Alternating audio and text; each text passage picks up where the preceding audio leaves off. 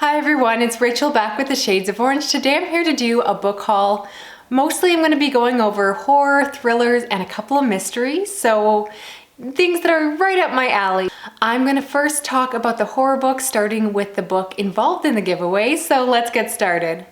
First, I received At the Cemetery Gates Volume 2 by John Brhel and Joseph Sullivan, and this I received from the publisher Cemetery Gates Media.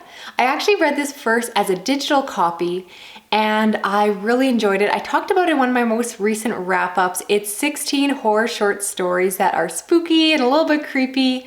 Every story kind of has like a little bit of a twist at the end. They're really easy to fly through, and it was just a really enjoyable collection to read in the fall.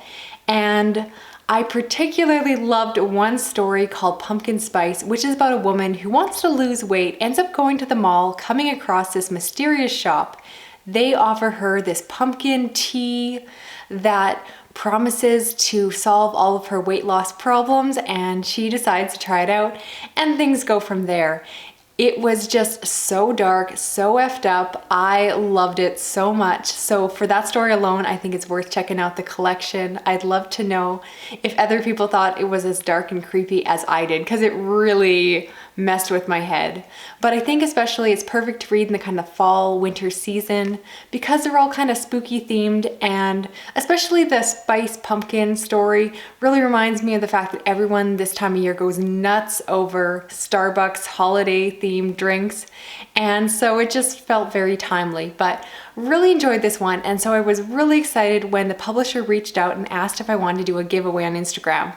Of course I said yes, because I love getting the opportunity to share books that I enjoyed with other people. So I'll have all the information down below, but it's going to be a pretty standard Instagram giveaway. I'm asking you to follow me if you aren't already, as well as the publisher, as well to tag 3 friends. Unfortunately, it is US only. I totally understand that. Shipping is unfortunately very expensive, and I do sympathize with someone who lives in Canada. I understand that it's hard when we can't always have access to the giveaways that we'd like to enter. But if you are in America, definitely I recommend go checking it out and trying your luck, and best of luck to everyone who does enter. And yeah, even if you don't live in the States or don't win, this is still one I definitely recommend. I'm really excited to have a physical copy because it's absolutely one I'm going to go back and I can see myself rereading every fall. It's really good. Next, I want to talk about the other review copy I received, and this was from the author, and that is The Dreadful Objects by Chris Cooper. He reached out to me after hearing us on the podcast and was wondering if I was interested in checking out his book. I understand it's about a man who has lost his wife and then moves into his uncle's estate, this creepy old home.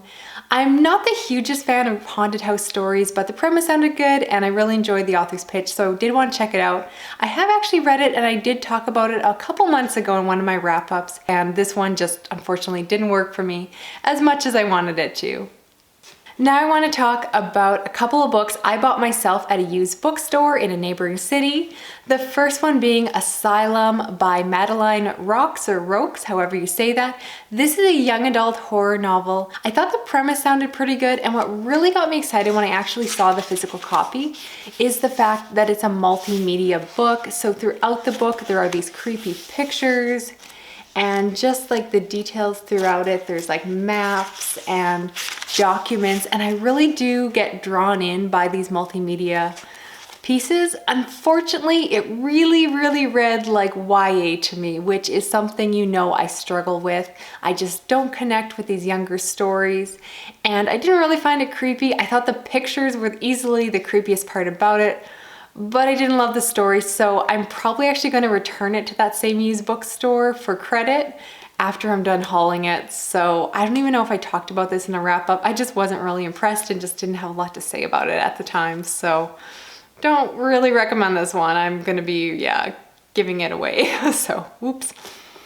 Thankfully, I'm really happy with the other book I bought myself, and that is Nosferatu by Joe Hill. I've been dying to get myself a copy since I listened to it on audio and really enjoyed it.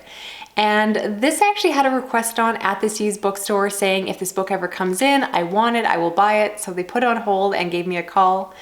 I'm happy that it's a big trade paperback. My only tiny complaint is that I wish it was the one with the gingerbread on the cover. but that might have been a limited edition that I'm not actually sure is available in Canada, so beggars can't be choosers, especially when you're buying used. I'm just kind of dying to reread it, although I might actually reread the audio, but I still sometimes like just having the book, even if I'm not going to read this copy. Is anyone else weird like that and just likes to own the thing? It's going to look really nice on my shelf, and then I can like loan it to friends, all of that. So happy I have this one. I kind of forgot how big it is. Like, it was a long audio, so yeah, this is definitely one of my most excited purchases in recent times. And the last horror book in this haul is Devil's Day by Andrew Michael Hurley. This I received in my Creepy Crate box, so you might have already seen me show this. But even though I read the back cover and the inside slip several times, I still don't have a really good synopsis to tell you. I understand that this is about a man who goes back to the UK countryside to tend to sheep, and something happens and possibly the devil gets out. I really struggle with giving synopsis for books that I haven't read yet. Sometimes it's really clear from the back cover what the book's all about, but I just don't quite get it. I believe this is like a folklore horror that's probably pretty quiet. I've heard other people say really good things about this author. I think this is his newest book, and I'm excited to see it for myself. You'll definitely get a review if I do read and finish it. So this is definitely the wild card in this haul because it's one of the few books I haven't read yet and know very little about. Now I want to switch gears and talk about mysteries and thrillers. And the first 3 books I have to show you are books I won in an Instagram giveaway. I entered one that Janelle did at her Instagram, which is called She Reads with Cats. And I was super surprised when I won because I never win. This is my first time winning one, and I was, just over the moon, especially because of these books. But before I show you those, I do want to mention that if you don't follow her on Bookstagram, if you're on Instagram and love really pretty book pictures, I definitely recommend checking her out. She does a lot of giveaways, but more importantly, the books that she photographs are gorgeous, and she definitely has more of a focus, I think, on like mysteries and thrillers. So if you enjoy my channel content, you'll probably find a lot of overlap in the books that she's talking about. But anyway, I was over the moon that I won this giveaway because she was giving away the 3 novels that Gillian Flynn has written in these gorgeous editions. So of course I got Gone Girl, as well as Sharp Objects, and then of course Dark Places. And these books are so popular, I won't even give synopsis.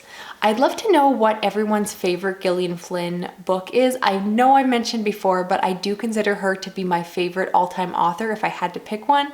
For me, I usually say Dark Places is my favorite, although admittedly I have a really soft spot for Gone Girl because this is the first book I read by her, and it was also the book that got me back into reading after university when I basically stopped reading for fun altogether.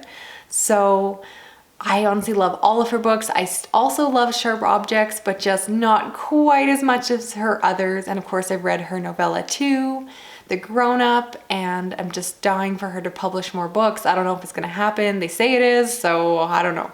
But anyway, I'm just super happy to have these really nice editions. I did have a couple of copies, but they were really ugly. For instance, with Sharp Objects, I had like a super ugly old mass market paperback, and it wasn't even the TV show edition. It was like old and just ugly. I don't know what was on the cover. And silly as it sounds, I was really happy to get the copy that had the like blade on the cover because that's just me. So super excited to have these. I always reread her books, so it's really nice to have my own nice editions to reread. Now I want to show you a book I received as an unsolicited ARC. I'll be honest, I rarely receive these, but Penguin Random House Canada decided to send me The Ex's Revenge by Jo Jackman.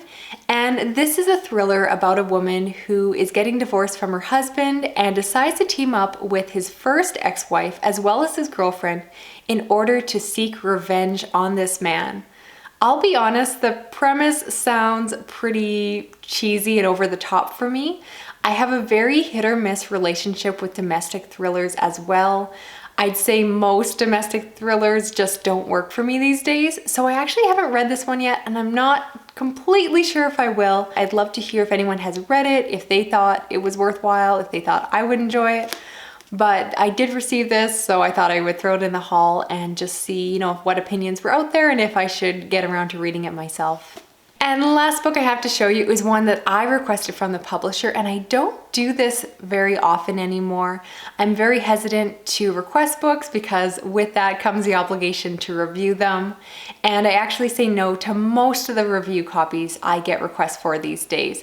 I'm just scaling back a lot and really trying to be very choosy so that I'm giving you good content when I do book reviews. But anyway, the book I requested was The Shadows We Hide by Alan Eskin, and I've already done a review on this. I know a lot of people skip review videos, but this is a mystery by one of my favorite mystery authors, probably my favorite mystery author, because I consider Gillian Flynn more of like a thriller writer. But I love this one. It's about a man investigating the death of his possible father, and the characters in this are so good. Super happy to have my own copy, and definitely recommend checking it out if you're a mystery reader yourself. But yeah, this is definitely well worth it, and I'm really glad I took the chance and actually reached out to the publisher in this case because this was fantastic. So that's it for this book haul. As a reminder, remember to go over to Instagram if you're interested in entering that giveaway. We're giving away 3 copies, so I feel like your odds are pretty good. As long as you live in the States, you're eligible to enter, so just follow the instructions in the Instagram post. Otherwise, thank you so much for watching. It's always great to share books with you. I'd love to know if you're interested in reading any of the books I hauled or if you have opinions, all of that good stuff. And thank you again. I will talk to you in another video. Okay, bye-bye.